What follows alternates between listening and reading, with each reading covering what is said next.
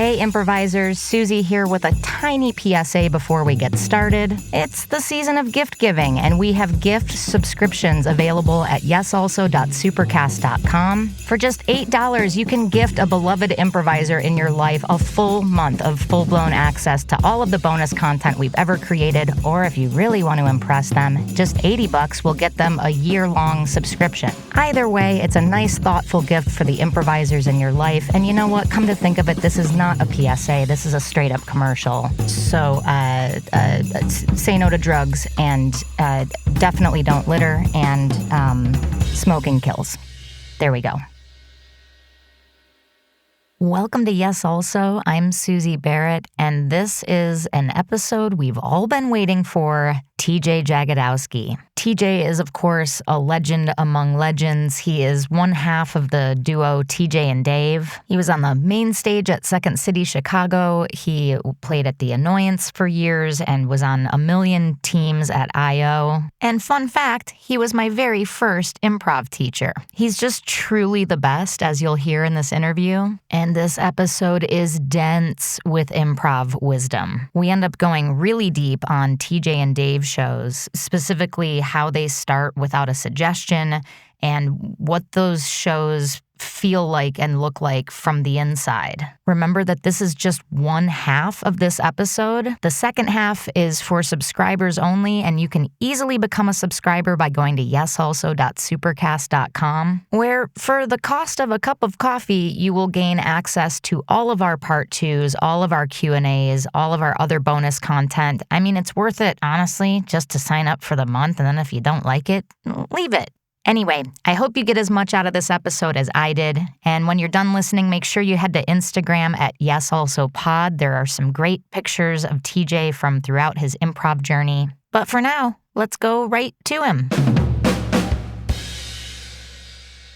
My goodness, TJ. Welcome. Yes, Suze. Thank you.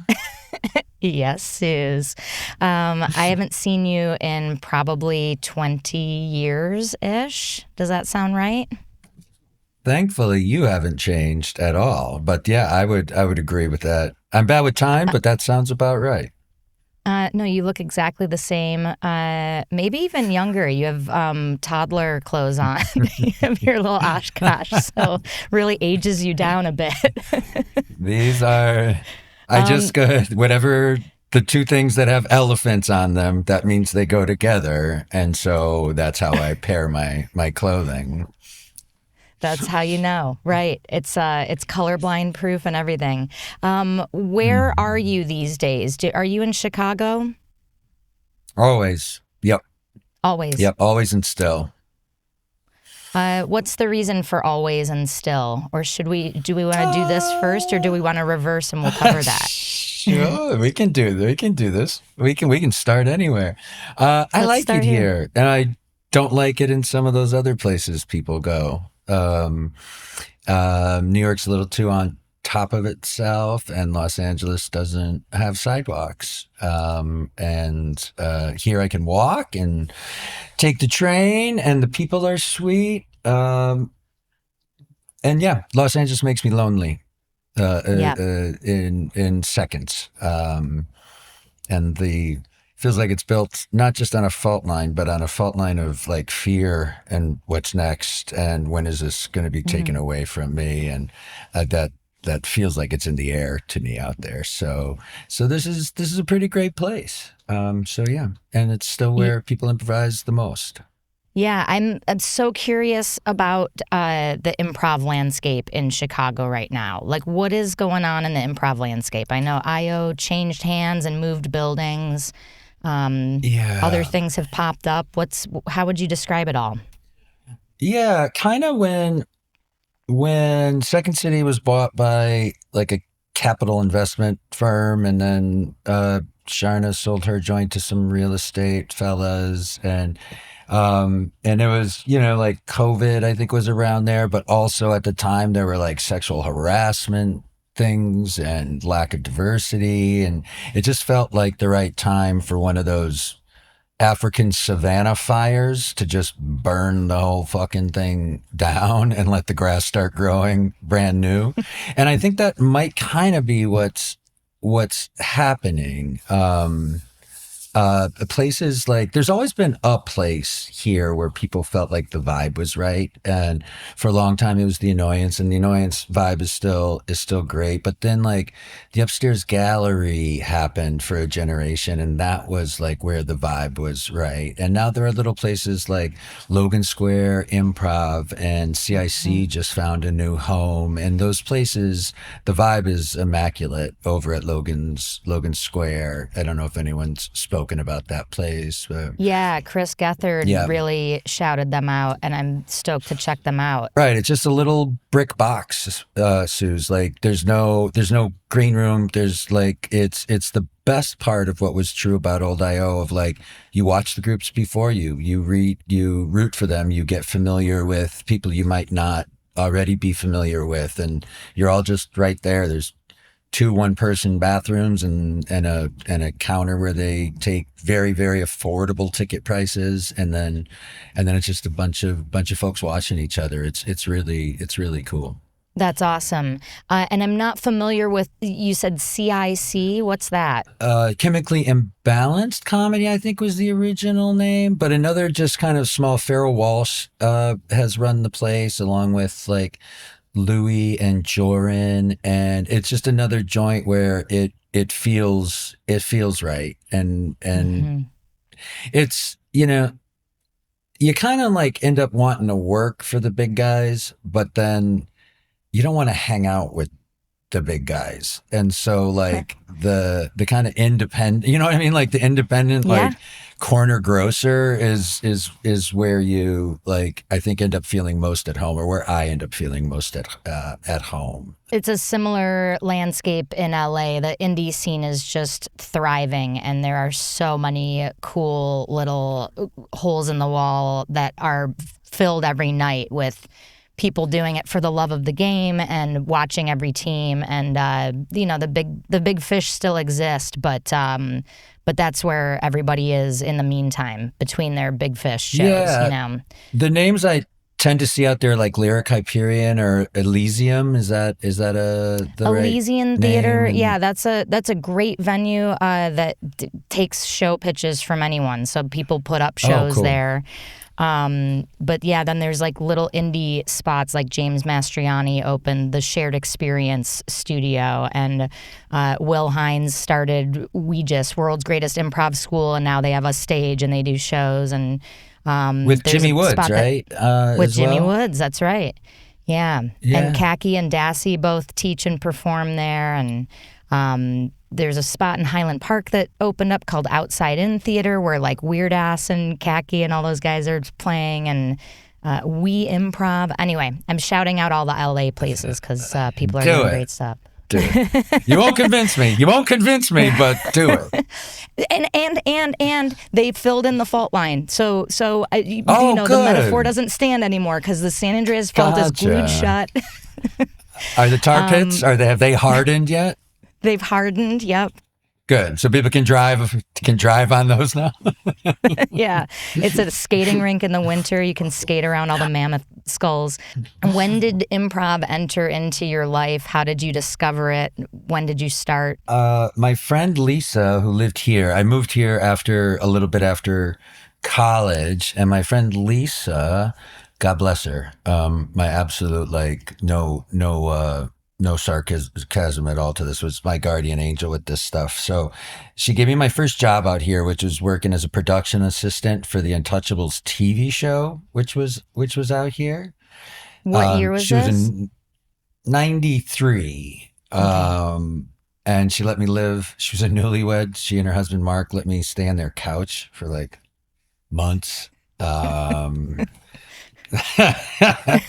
guys, how's but they're still together, going? so I didn't damage it. And then she took me to my first Second City show and had the whole like, you know, epiphany of like, I'll never be happy if I don't try this. That said, I'm highly unmotivated, so I did nothing about it. And then she took me to my first IO show, and I had the same feeling. Again, did nothing about it, and she just stayed on my ass until I signed up for classes. But had that experience that a lot of people have of like, what the hell is this? What grabbed you about it? Do you remember in those first shows that you saw? Yeah, they were having it. They were having a wonderful time, and we, the audience, were like losing our fucking minds about it. I had never seen a review, and so just the magic of like the lights went out for 3 seconds, and like, holy shit, look at this! Like, just like, how do they see in the dark? Because this is all different now. And then the fact I was thinking about like whatever my 5 favorite movies are. And like a list like that can change. I think I've seen 3 of them once in Wow. my entire life. I don't like repeats. I don't like, if I know how it's going to end, I don't want to like watch it again or whatever. And so the fact that it was always going to be different was sexy as hell to me. That Yeah. was really, really cool. And that's what made me show up and watch it, like every night for 800 nights in a row or whatever the hell it was. Cause like the most interesting thing in the world may happen that night. And it won't Yeah. be anything that I've ever seen before. And that was, yeah, super attractive. I get all of that. The electricity of creation that is present too, of like it's not just that like, yes, the fact that the story is novel and new every time, the characters are different every time, the jokes are completely a surprise every time, and also that you're a part of the electric moment when the creators are discovering that joke or finding that character, and it's like just us. Pity the poor fools out on the sidewalk because they don't know what just happened. And it's unexplainable because I can't tell you the 10 little tiny things that happened along the way that made this moment 18 minutes later, like just the most perfect thing that could happen. Like those poor souls out there watching a movie or whatever. God bless them. And those poor little orphans all in a line at the window with their faces pressed to the glass. They can't come in. We won't let them, but... This is the one place where all the poor little orphans are in the show or in the audience. So true. So true. So you finally signed up for classes. Where did you do that? Started at Second City with Don DePaulo, who Donnie's Skybox is named after. And it was like all right, well, I'll keep whatever job I need to keep so I can afford to pay for these classes because this is the 3 hours that I feel alive. I just fell in love with it. Did you feel like a fish in water? Were you digging the exercises and stuff, or was there some walking and chewing gum element that was like, it took a little while?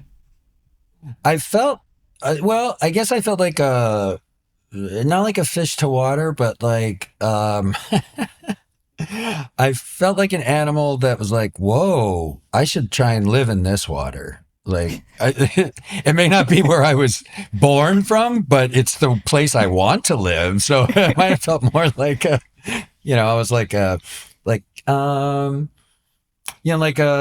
like a dog to water, and that like, whew, okay. I've been having to live on land this whole time. I should live in water. And I want to find a way to breathe underwater now. We've lost a few dogs that way. Just But like how you're told along the way of like, these are the best years of your life. You're in high school. These are the best years of your life. And you're in college. These are the best years of your life. And I kept on thinking like, fucking kill me. If this is the best, this fucking sucks. I'm scared all the time and I don't feel like I fit in anywhere and I'm like not doing well. And like, if this is as good as it gets, oh no. And then when I found improvising or found IO, it was like, well, clearly these are the best years of my life. Like this is I feel at home or welcome here, or, like I'm curious about these people, and these people are like the coolest freaking people. Yeah. They're smart, and they all have to hold jobs, and so they do this just to like do make believe and like, Right. well, this is clearly the best years of my life, and that's been true now since 1994, whenever my first class was. That's the other thing too, is like this chapter can last for the bulk of your life, because it's just your choice if you want to eject yourself. But otherwise, it's like it's an ageless art form, Yeah, and you can't 30 years later still be hanging around at your high school, but 30 years later, sure I can still go down to IO. Every high school has its own Miles Straw, doesn't it? So you started at Second City, but then at some point you started classes at IO, and did you do Annoyance as well? I didn't do Annoyance officially, but so I went to a fella from my graduating class at Second City, Paul Preston, was putting together this show, and he put it up upstairs at IO. And so that was my first time actually being on stage, was this kind of like outside show that was there. I had called Sharna like a month previous because I was broke, and asked if I could be an intern because I was trying to find a way to get, classes for free. And she was like, there's no thing available right now. And so I did this show. She happened to come to it, and I just got lucky that night. It was an improvised debate show. I think it was an election year. It was 94. Would that have been an election year? 2000 was an election year, so 96 was right? God, yeah, maybe I took classes that long. So maybe it was 96 or 95 in like the lead up to election season. But it was an improvised debate between two politicians, and you got your politician from audience suggestion, what state you were from, your platform, and all that kind of shit. And I was like a governor from South Carolina or something like that, and just kind of got lucky. Sharna was at the show, and she came up to me afterwards and was like, who are you? And I was like, my name's TJ. I called you like a month ago to try and get free classes. And you told me I was a nobody. Right. And she was like, well, you got him now. And so she gave me a scholarship, and I started classes the next session there. And then back in those days, I know I've listened to a bunch of the episodes, and so people always say like, you got on a team real quick back then. I was put as a sit-in on a couple of teams real quick, and long way around to the Annoyance. A couple of my early teams were coached by Mick and Joe Bill, and so I got the Annoyance schooling kind of that way, as opposed to going through the curriculum at their building. Gotcha. Man, cool. Of those three branches, Second City, IO, Annoyance, what do you feel like, or do you feel like there was one that clicked the most, or what do you feel like the main takeaways were for you from each one, even if it was just like a vibe or a more way of being? The way it makes sense to me, and my home, I will always say, was at IO. That's where like I felt most at home. It was mostly a team sport, and the fact that like long form acknowledges all the continuum of the piece that you're in. It has a knowledge of what has come before, is the most satisfying way for me to like picture a piece, that it musically or whatever it is, soul wise, spirit wise, it makes the most sense to me that these discordant things that happened in this same piece means that they vibrate up against each other in a way that where they like share their flavor a bit. And so the way that's the metaphor that's always made sense to me is that IO taught me how to make fire, Annoyance taught me how to turn it into a flamethrower, and then Second City tells you where to point it. And so like that made the most sense to me. It's brilliant. That's brilliant.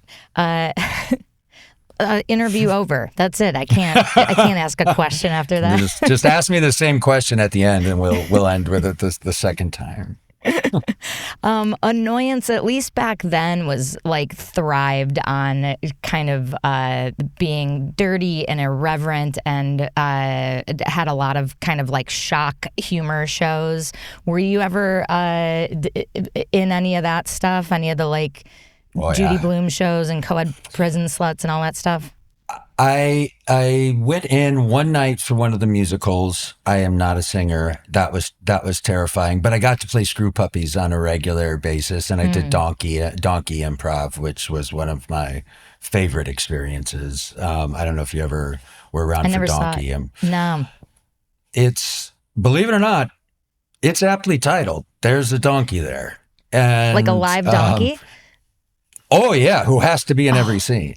And then as the years went on, they added animals. So I think like the second year it was a donkey and a Vietnamese pot-bellied pig. And then the year I did it, it was a donkey, a young ram, and a wild turkey. And one of them had to be in every scene. So, like whatever, it's like, listen, Callahan, I'm partnering you with, Chuck, and Chuck's the donkey, and so it's a bunch of tag outs, and you and Chuck are fighting crime as cops or what have you. Or I had a really cheap one because the turkey shat in front of me, and it was just like, oh no, I spilled my goobers, and I picked up a big pile of turkey shit because it looked like little goobers. And then every once in a while you just hear bang, and a chair would vanish because for whatever reason the ram just was like, I don't like that chair being there, and just would gallop and smash the fucking thing. And it was all on the round, so like the animals were kind of like hemmed in and heavily sedated. The donkey was heavily sedated. But I did feel a huge sense of pride being asked for the first time to play Screw Puppies, because of like the three pillars of our city were Second City IO and The Annoyance. And I had been welcome to play at those other two. And then the night that I got invited to Screw Puppies, was like, at these three places, I get to walk in the door and I don't have to like pay a ticket price. I can say like, oh, I'm in the show tonight. And I was like, I think I've arrived. Like I like the three places that live up on the hill say you can come in here and be on stage here. So that was an important invite. It's huge. It's like it's a huge vote of their respect in you, and it's also a compliment to your ability to kind of code switch styles and fill the brief for any of those. You can put on a white button-down shirt and please the tourists at Second City with political humor, and then you can go like eat turkey shit. It's like well, the one thing I do want to say about The Annoyance, and I think it's fair to say that yes, that a lot of their stuff was like dirty or whatever. I think they were just the most free in saying you can do what you want to. And I think for us when we were younger, sometimes that meant like, oh, I can go as blue as I want to. But it's only because no one thought like I can do whatever I want to. I can do a 5-minute monologue on covalent versus ionic bonds and chemistry. Like I think that also would have been welcome. And certainly doing Screw Puppies, someone like Eddie Furman, who's absolutely one of my favorite people to watch. Eddie was equally at home and could do as dirty as you want to, but then like in the next thing, be giving a presentation about the digestive system of an equine, and be equally as skilled and poetic at something like that. So I think it's just as you get young, when you feel like, oh, we can push the boundaries, we go to those like same. We think the boundaries are like, oh, I can get dirtier, I can get more sexual, but we don't think like, oh, I can knock down that boundary of being as frickin' smart or like, Right. linguistic as I possibly can be as well. Yeah, it's an axis in both directions. You can push it as far as you can go, but you can also push it as deep as you can go or as elevated. I love that distinction. Even the blue stuff, I don't want it to sound like I'm shitting on Annoyance. It was always some of my favorite shows in town, where it's like the electricity of that room and the feeling of people. You could feel the freedom in people, and you could feel the joy and the sweat, and it was always there was never a safe or tentative moment at Annoyance, at least in the shows that I saw. It was like the WWF of absolutely. There's a very few people who I feel really at home at Second City. That's kind of rare. There's a lot more people who feel like, I feel at home at IO, but anyone could feel at home at the Annoyance. And just the gathering of people who ended up working there or taking tickets or whatever was the widest swath of humanity from Geek Show Carnival to this guy started Twitter, and everybody in between, you could find a home at that place. When do you feel like, I'm going to ask you a question you're going to hate. When do you feel like you became TJ? I'm hanging up. Goodbye. No. You can't find the button because I didn't tell you where to click. And I didn't tell you where it is. Yeah, you are arguably one of the top few improvisers on the planet. And so much so that people just know you by your first name. When did that click? When did you start finding your phenom inside yourself? Well,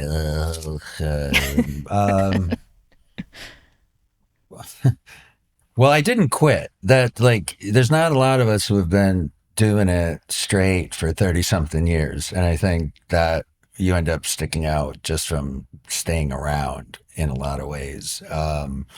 And so I have a lot of experience, I suppose, and I have a lot of shows under my belt. So there's a certain amount of stage competence that I think comes with that.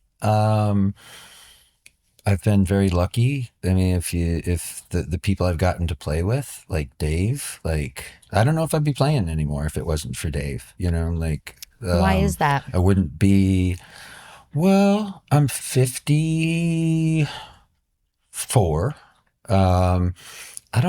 I would queer the deal playing on a team of on a Herald team right now, it's hey, I'd like to come back. Sure. We'll put you on this new squad coming off of 5Bs or whatever. I wouldn't force an old man on them at that point, so, and I do believe improvisation should primarily be a young person's sport, I wouldn't want to cost young people stage time and shit like that. So to have someone like David, and we're of similar age, and we don't gobble up a lot of stage time at IO or places where people should be learning and coming up and getting that show experience.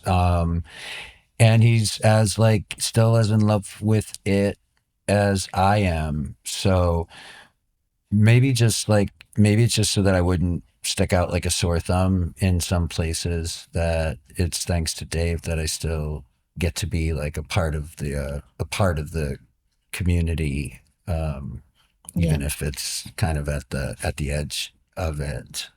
Did I successfully avoid your question? You nailed it. You Good. Absolutely nailed it. You should be a politician from South Carolina. If you're not one already. We haven't gotten to the rest of your life story. That's very nice of you. There it is. How did you and Dave come together as a duo? How did that start? I had met him once. The very first thing Dave ever said to me was, "Go fuck yourself." It was in response to calling him Mr. Pasquesi. So the very first time I met him, he came to do a set. He came to see our show at Second City, and he was going to do the set. And I was like, "Wow, it's very nice to meet you, Mr. Pasquazi." And he said, "Go fuck yourself."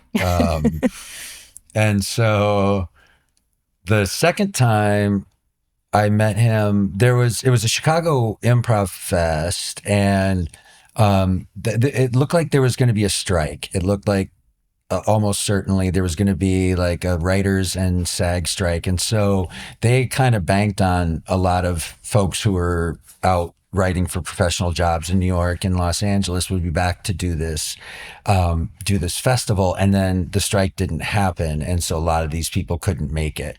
So they just called sort of last minute the folks who were sitting around here and weren't otherwise employed. And so it ended up being Dorf and Adsit, who had made arrangements to be there anyway, Jimmy Carrane, Mick, Dave, and I. And I don't think I'm forgetting anybody. I really hope I'm not forgetting anybody. But Dave and I had a nice time, and in a little like interview for their use afterwards, down in the basement of the Athenaeum, they asked Dave, not having improvised in a while, how did you like tonight? And he said, if it was like this, I'd do it all the time. And both like Adsit and I were kind of like, woohoo, to the point where Adsit walked up to me and he was like, don't fucking cock block me. I'm Pasquazi. You hear me? I get first dibs. and Dave was spending more time in Los Angeles at that point. So he and Scott, I think, did a few shows out there together. And then when Dave decided not to split time between Chicago and LA, he came back, and Noah actually said, I think would be interesting, you and Pasquazi playing together. And then I called him, I guess. Neither of us remember me calling or emailing or whatever. I don't even know how I would have gotten his number or his email, but Dear Mr. David Pasquazi. Jesus. Pasquazi was like Bigfoot. Like everyone had heard of him but no one had seen him out in the wild. There were like grainy photos of him like loping somewhere, but like no one knew like where is it? And then he would turn up somewhere. He's like, he's in a play at the Goodman. Like, holy shit. They tranquilized him and put him on stage. So it was like he was the one who made the people who made me want to play. And so it was must have been intimidating, but I got through it somehow. So, yeah. When you isolate that, and when you say like he made you want to play, what was it about watching him or playing with him? What is it about his style or his way that appeals to you and lights you up? Yeah. Well, he specifically, Noah saw Pasquazi once and was like, I want to do this. And Dorf saw Pasquazi once and was like, I want to do this. And then those guys were the ones that made me want to do it. I think Dave was unforgiving in his smarts and unforgiving in like trusting in improvisation. He's also the most intent listener I think I've ever been around. To the point where some people get, I think, kind of intimidated talking to him because he's not necessarily giving you a lot of like, yeah, right, sure, those like little indicators of like, keep on talking. He just listens.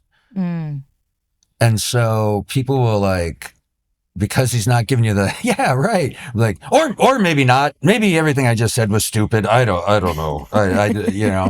But to be listened to by him is like standing in a like an old lamplight on a street corner where it's just like, oh, it's just you and him, and the rest of the world is in shadow. And you happen to be naked and slowly turning while he scrutinizes you. It's nice, right? It's nice. He knows every mole by name. He is, I mean, at this point, he is the person in the world who knows me the most. And it is nice being known, like it's nice to have every part of you known to someone who still decides to be your friend. It's That's great. Yeah. I mean, that is one of the gifts of aging is like you get so much money in the bank with your old friendships where it's like, oh, we have been through it and we're still here. So right. I can't rat on them because we'll both go to jail. Right. Yeah. I was holding the video camera. Right. I want to ask some subscriber questions. Cool. Our subscribers are able to submit questions to you. The first one, I feel like I've heard you answer in an interview before, but not on my show. So let's just cover this. CJ says, TJ and Dave's shows don't start with a suggestion. What are you using to start? A feeling? Yeah, potentially, CJ. Thanks for the question. And like I told you, I've listened to you before, so Canale can go fuck himself if he thinks it's out of pomposity that we don't pompousness. Well, good. So I've just undermined my own pompousness by saying pomposity. Who am I, Steve Miller? Dave had said when we were putting the show before we had gone up and we were just talking about it, he's like, what if we don't take a suggestion? And I was like, sure. Also, if he was like, what if the whole show is me just shoving things up your ass? It'd be like, okay, sure, Mr. Pasquazi. So I think what he wanted to do was to see if we could trust in improvisation enough that it would just show itself to us if we looked.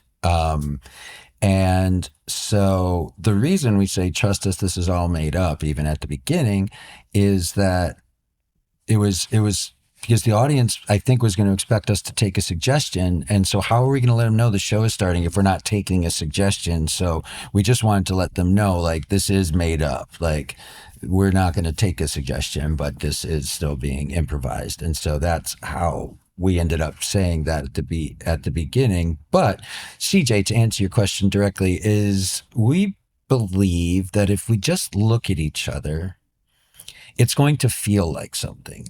That there'll be a look on someone's face or whatever that gives us a slight, and sometimes it's just one thing, but an indication of who we might be to each other or what it feels like is in the room with us. And sometimes that's as simple enough as looking across and it's like, oh, this person's listening intently to me. I must have been saying something that was important to them or them worth hearing. Or, oh, they look at me with love. I must be lovable. Okay. So if I know nothing else about who we are, I know that it feels like there's love between us. I don't know if we're coworkers. I don't know if we're a couple, but that will show itself if I just operate like I know what I know, even though what I know right now is only this one thing. I must be loved by this person. So now a clarifying question from me. In that moment, it's lights up, you're both looking at each other. Are you both sitting in a receiving seat? Meaning like you're not making an offer, like you're not intentionally looking at him with love. You're just looking at him neutrally trying to receive what he's giving and vice versa. Yeah, it's not necessarily neutral because there might we're not like trying to send or receive nothing, like that. It's just that it's not like a psychic link thing. So like you may just have been walking around and the lights come up and one shoulder's lower than the other. And so, you just leave it there. Or sometimes I can't fucking see and I just like, oh, I want to just hold on to the back of a chair so I know where the fuck I am right now. And so the lights come up and I got one hand on a chair. Well, so be it. Now this is, there is something here. I don't know if it's a chair yet, but my arm is on something. Yeah. And so that makes it feel like maybe this is the place where I'm most comfortable, because I'm the one touching something here where he's standing with his hands at his side, Yeah. And so there's something going on. We don't purposely try to neutralize. But the thing is that let's say even if I think I know something, even if I say I'm gonna be in a real like authoritative badass position. So let's just say I'm gonna do that and look at him. If he's not intimidated by my badassery, it doesn't matter that I thought I was a badass, right? So it's got to make sense not only of what I think I know about myself, and Dave can't do it with what he just thinks he knows about himself, but what makes the most sense of both of these things when they mingle with each other. Well, yeah, it's the chemistry of the combination that makes the molecule. Yes. Like, I'm a big fan of seeing combos that butt up against each other. Like if you think you're a badass and he's not affected by it, that to me is also what a gift. It's like, right. Okay, so you think you're Trump basically. You're like, I'm the shit, and everyone else is like, you're a fool. Like, yeah. Right. But I don't know I'm a fool yet. You know that old Far Side where the guy's in hell with like a huge wheelbarrow full of bricks or whatever, and the one devil looks at the other and goes, I don't think we're getting through to this guy because he's just whistling along with his bricks. It doesn't matter that they think it's hell. He doesn't. So what makes sense of both of these things where like I think I'm putting you in a living hell and you think it's fine. Maybe you've been someone who's been looking for this kind of discipline and purpose your whole life, Maybe it's your kink. Yeah, it has to be, and thank God it's not just what I think, and it's not just what he thinks. It's something neither of us could have predicted, and that feels like a very like trusting in improvisation way to start, because that way we can begin and stay in reaction or discovery, as opposed to I did not initiate that. Is this just spontaneously happening? Oh, did it echo your thumb? Did it? That was so bizarre. Did the improv gods just? Oh no! Oh, bad boo. Bad answer. For the listeners, just a thumbs up spontaneously appeared on TJ's screen, followed by fireworks. Yeah, double thumbs up was fireworks. That way we can stay in reaction and discovery without having to delve into an invention. And even taking a suggestion can kind of, I think it almost unavoidably puts you in a little bit of invention right away, as opposed to just staying in this like sort of receiving mode. How do you distinguish between, I'm totally on board with everything you're saying, and yet there's a part of me that's like, there is at some point in the scene where you're like, me personally, where I start like giving concrete details and saying specifics about the character and whatever. How do I know isn't that inventing? Like I am saying, or is it that I'm just following my inspiration and whatever my brain gives me based on these assumptions? And so that's what I would say. Yeah. Okay. If it happens in the first line, like there's nothing that could have informed you as to that. Gotcha. Admiral, we're surrounded, we better get ready to surrender to the enemy. Like there's nothing that's happened to inform that. Mm-hmm. But if like through the course of the first 5, 6, 7, 8, 15 minutes, there'll be the way that someone moves will imply their comfort level in this place. The way, if someone knows like, well, I'm going to walk right back out of here, then, we know at some point this person entered then. And those little clues and behaviors, hi, Mango, can inform you to a point where adding a specific feels like it's just acknowledging the truth of what has already been happening, as opposed to, I don't know where we are. I don't know where we are. I don't know where we are. This hotel room is too small, but if at some point we're talking like, what do you want to do today? It's like, I don't know, I'll maybe change, my bag's right over there. Like, okay, well that's implies some things about where we are. And even what do you want to do today is loaded with information, because even though it's an empty question, it underneath it is, well, it's not often, like if we're in our normal schedule with our normal work lives and our house, then we're not often asking each other, what do you want to do today? So this implies a vacation or a freedom or something. So there we go. Okay, bags, hotel. Absolutely. Yeah. And then the way things are said, Suze, like you and I could say good morning to each other. That implies like, I'm going to kill you today, right? Like, good morning, right? And we could also say it like, good morning, and we know what happened last night, right? So there's no necessary inherent value in the words good and morning. They're just bags or boats that carry the actual meaning. Cool. So the way that someone says, what do you want to do today? It's like, okay, well, clearly this person's being imposed upon, right? Where like, this sounds like maybe this is daddy's day with his kid, or, you know, like, or whatever, but you're gaining a certain amount of control. It's all in just, that's how you said it. Or what do you want to do today? Like, okay, you know, that implies a whole bunch of other stuff and the relationship. So it's almost never the words, it's almost never what's said, it's how it's said. And if you don't have a how, then all you have is the text, and that will lead to like storytelling or trying to get clever or having to work words because the words are all you have. If you have the other thing, it doesn't matter what the words are. The words all become negligible.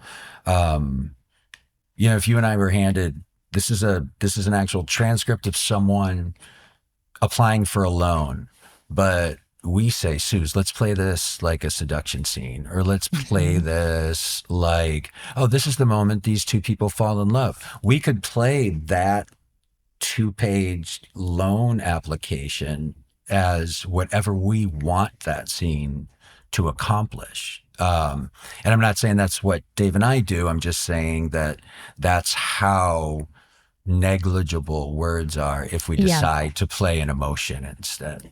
Yeah, people get caught up in the catchphrase who, what, where. Like, you know, you got to start with a who, a what, or a where. You guys are starting with how. And from how you are unraveling the who, what, and where slowly based on the how. Or just the who. Like, I've seen good scenes that just have a who. You know, like I might know where it took place. Well, probably Whoville. Probably Whoville. Yeah, that's right. Where Who's live. And I mean, like, I know they were both drinking coffee. I don't know if they were on a patio or at one of their porches or at a coffee shop, but I got a real sense of who these who were's. And I'm still not sure what a what is. All right, you want to sit back down? That was so adorable. What's her name? That's Lucy. That's the love of my life, right, Coach? She's so darling. She's the best.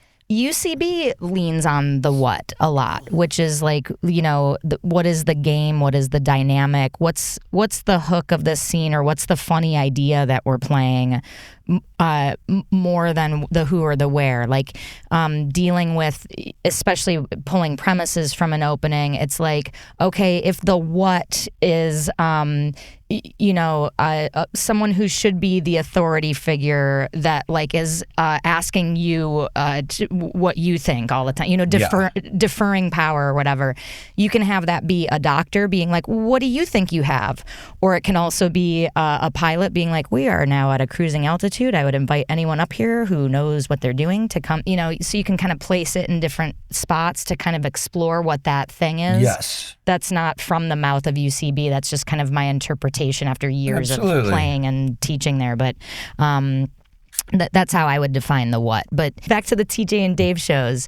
When you are listening to a line like that, receiving the tone, and you're processing that vacation example was great when it's like, so what do you want to do today?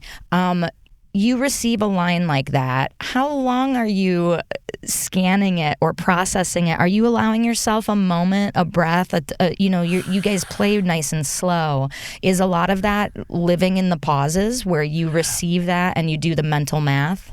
Only if a pause is deserved, but like if Dave said that to me just the way you did, I like my first instinct, and it's the instinct I'm going to follow, is like, I don't know, I'm up for anything, like I'm not going to worry about like, oh, I have to put in a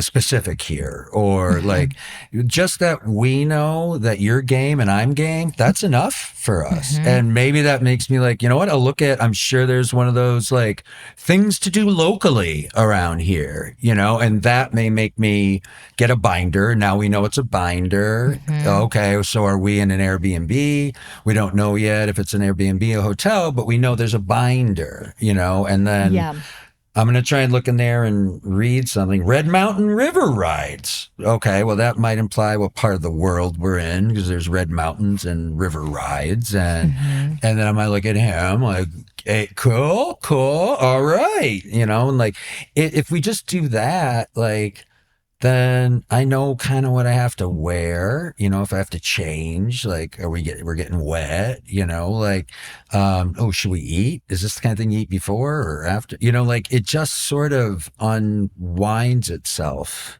that way if I can stay being okay in not knowing, right? Yeah. Like I have to have enough faith or lack of fear enough to stay not knowing, because as soon as I know, I think I know, I've just stopped improvising, and now I'm just writing real fast. Wow. Like, because okay, so if I say like 5 minutes from now we're going to be leaving here to go to this river, like I've done a bunch of bad things to myself, like convince myself that I know not only what's going to happen or maybe what should happen. And now I've put my scene partner in a way where I can start to think maybe they're doing something wrong because they're not coming where I think this thing should go. And fuck me if I just did that to my scene partner where they can start doing something wrong, like that's a really shitty thing to do to somebody. So for punishable by years in prison in some communities. I would hope so. I would hope so. Years in object work prison where you have to spend the day peeling pages out of file folders. Until a couple of your friends break the fourth wall and... yeah. He's still got it. If I ever did. For part 2 of this episode, go to yesalso.supercast.com. If you like this podcast and you want double the content, head over to yesalso.supercast.com and subscribe. You can also help us out for free by subscribing to us on YouTube and talking us up to your improv communities. If you have a question that you'd like us to answer in one of our Q&A episodes, or a topic that you think would make a great bonus episode, put it in a 5-star review. If you're a theater who would like to host us for a live recording and improv show, let us know at yesalsopod@gmail.com. A very special thanks to our producer, Ryan Rosenberg, audio and video editor, Brian Kessler, and Britt Faye, who does our marketing. Thanks for listening, and we will see you next week. No, we won't, Suzi. That's not how podcasts work. They won't even see us. They will listen to us. So it's actually the opposite of both things you said. Thanks for listening, and you will listen to us next week. Maybe. We don't know.